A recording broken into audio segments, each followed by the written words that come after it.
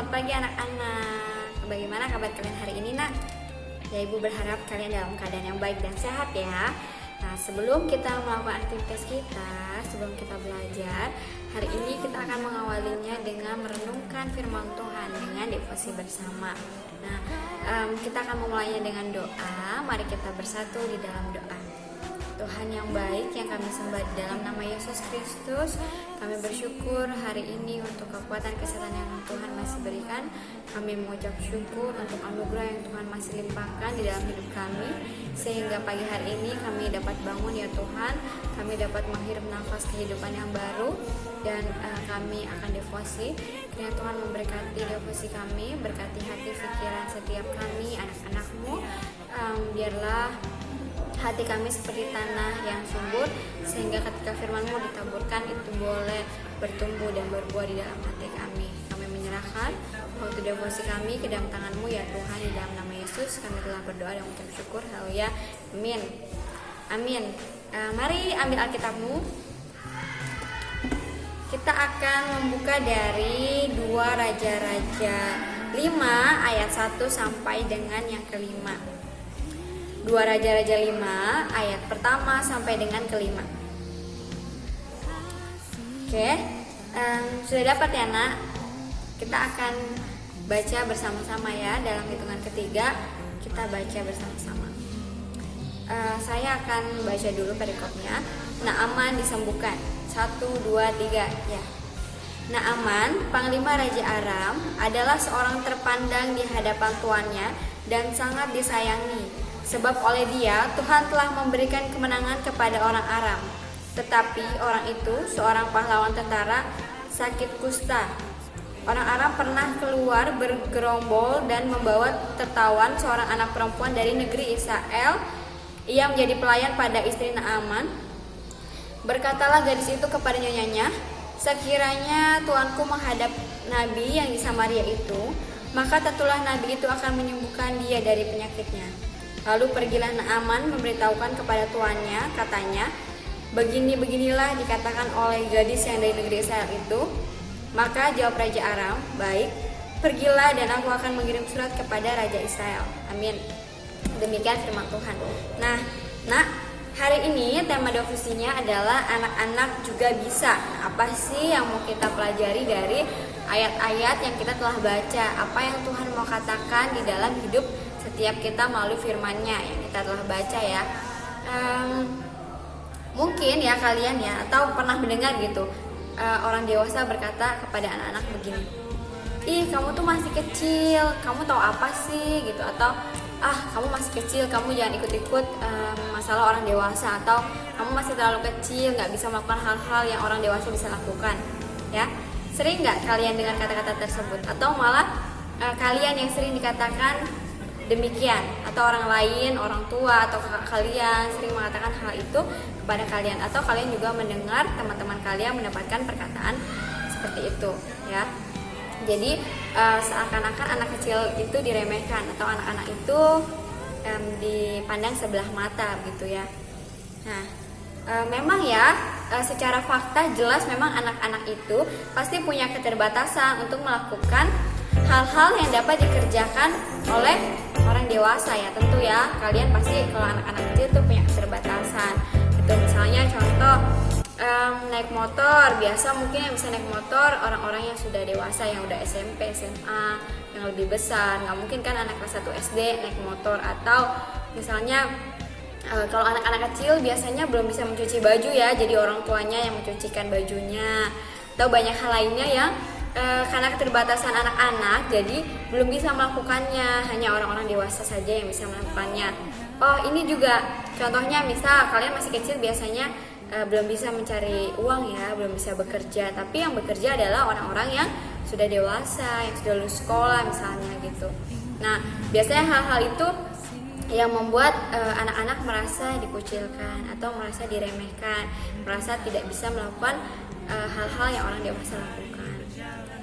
Memang kalau dari usia pasti beda ya, karena dari usia anak-anak itu lebih muda, lebih belia, atau bahkan dari pengalaman juga masih sedikit pengalamannya, pengalaman untuk bekerja, misalnya pengalaman hidup juga masih sedikit karena umurnya masih muda ya.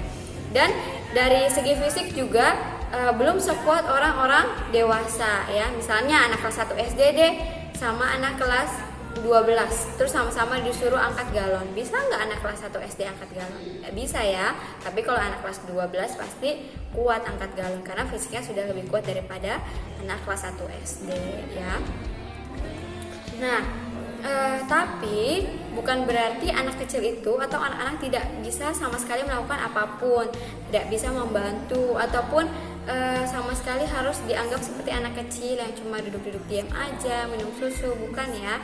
Tapi seorang anak juga perlu diberikan kesempatan untuk menunjukkan kemampuannya sesuai dengan keberadaannya sebagai anak. Jadi walaupun mungkin kadang dibilang kamu masih kecil, kamu tahu apa sih, kamu gak kuat melakukan ini, tapi kalian tetap punya kesempatan untuk menunjukkan kemampuan yang kalian bisa sesuai dengan kapasitas kalian. Ya kalau kelas 1 SD biasanya bisa apa? Mungkin bisa bantu buang sampah atau mungkin bisa bantu untuk sedikit merapikan alat-alat mainnya sendiri dan banyak hal ya yang bisa dilakukan sesuai dengan kemampuannya begitu.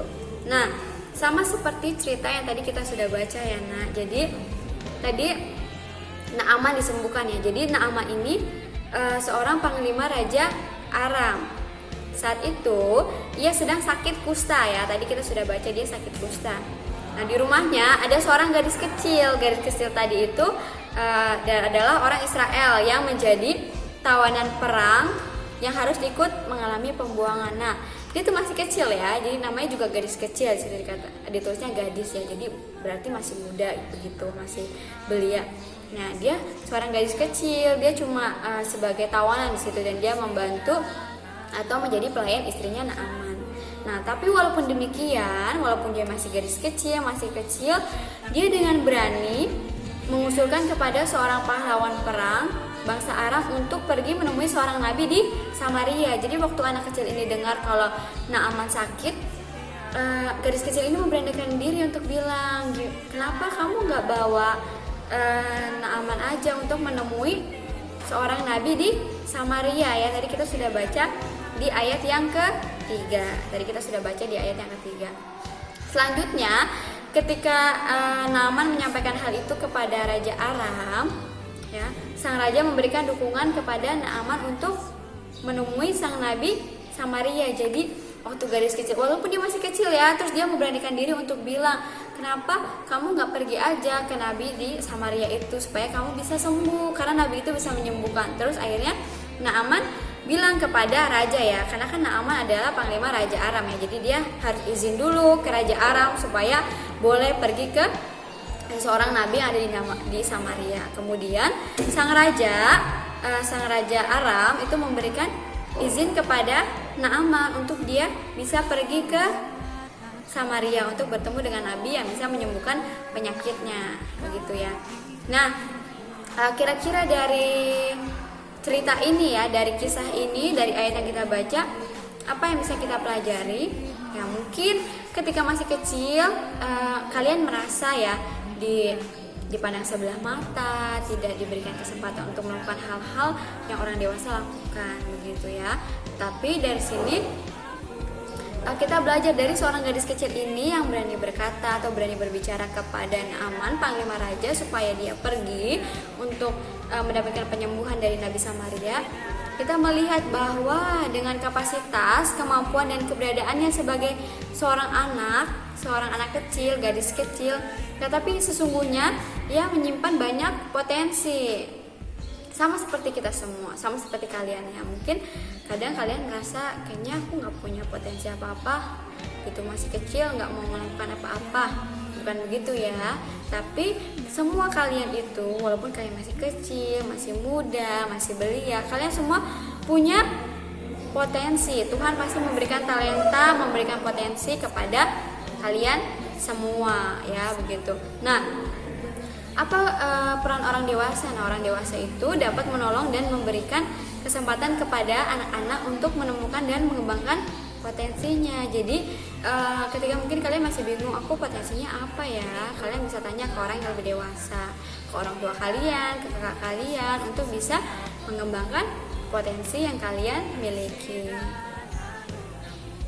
Nah tentu saja ya, kalian itu walaupun masih kecil masih perlu bimbingan dan juga perlu mendapatkan teladan dari orang tua atau dari orang dewasa untuk menggunakan kemampuan kalian untuk memuliakan Tuhan. Jadi walaupun kalian masih kecil, jangan merasa jadi semakin kecil, sudah kecil malah semakin kecil begitu ya, terus semakin minder.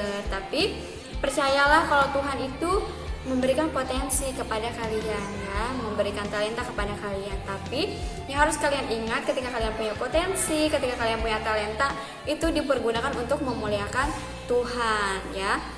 Bukan berarti masih kecil berarti nggak perlu apa-apa, terus nggak bisa memberikan pendapat, terus harus cuma diam-diam aja. Tapi kalian boleh kok memberikan pendapat kepada orang yang lebih dewasa ketika itu untuk menyatakan kebenaran, ketika itu untuk mengingatkan hal yang baik. Jadi nggak apa-apa, seperti yang kita pelajari hari ini ya, dia gadis kecil, dia cuma seorang pegawai istri Naaman atau pelayan istri Naaman, tapi dia memberanikan diri untuk menyampaikan pendapatnya, dan pendapat itu didengar, bahkan membantu Naaman yang sakit. Dia jadi bisa pergi untuk mendapatkan kesembuhan dari nabi yang ada di Samaria ya. Begitu juga kalian. Jadi gunakanlah potensinya, gunakanlah setiap talenta yang kalian punya untuk memuliakan Tuhan, bukan untuk memuliakan dirimu sendiri atau untuk menyombongkan dirimu di hadapan orang lain, karena bukan itu tujuan Tuhan memberikan kita potensi dan talenta ya.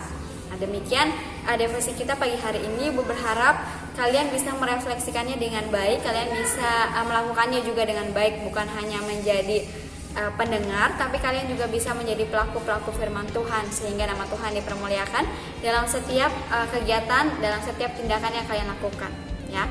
Oke, kita akan menutup devosi ini dengan berdoa. Mari kita bersatu di dalam doa.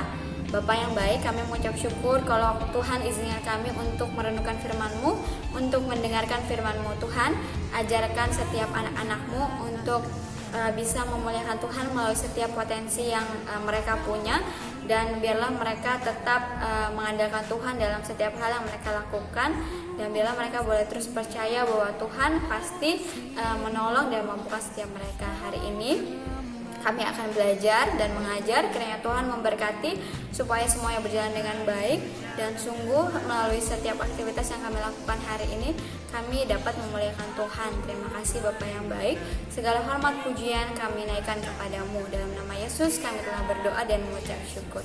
Amin. Amin. Selamat belajar. Tuhan memberkati kita semua.